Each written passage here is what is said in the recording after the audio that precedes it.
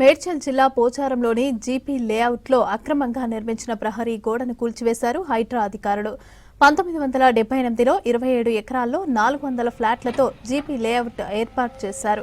అయితే అందులో ఓ వ్యక్తి 6.18 ఎకరాల భూమి తనదే అంటూ ప్రహరీ గోడ నిర్మించాడు.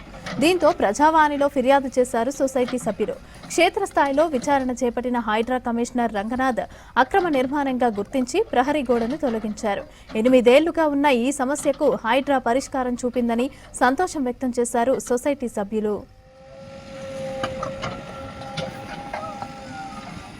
విలేజ్ గట్కేసర్ మండల్ రంగారెడ్డి మేడ్చల్ మల్కాజ్గిరి జిల్లాలోని వెంచర్లో మేము 88లో వెంచర్ చేశారు. దీన్ని ఇవి బ్యాంక్ లోన్ల ద్వారా కొనుక్కున్నాము. కానీ ఈ పట్టేదారులు ఎవరైతే ఉన్నారో పాత పట్టేదారులు వాళ్ళు ధరణి ఎప్పుడైతే వచ్చిందో అప్పుడు దీంట్లో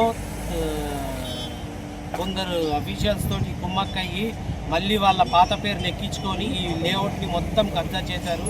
సో ఇన్ని రోజులు మేము దగ్గర 7-8 సంవత్సరాల నుంచి కొట్లాడంగా మేము ఈరోజు సాధించుకున్నాం. మాకు రంగనాథ్ సారు హైడ్రా వల్ల మాకైతే మా ప్లాట్లు దక్కినాయి. ఈరోజు గోడ కూలింది, మీరే చూడొచ్చు. మొత్తం 6 ఎకరాల 14 గుంటలు మధుసూదన్ రెడ్డి అనే పట్టేదారు ఉండాలి. ఆయన కబ్జా చేసి మమ్మల్ని కోర్టులకని ఈ కేసు అని ఆ కేసు అని ఇబ్బంది పెట్టారు. కానీ మొత్తానికైతే దేవుడి దయ రంగనాథ్ సార్ దయ వల్ల మా ప్లాట్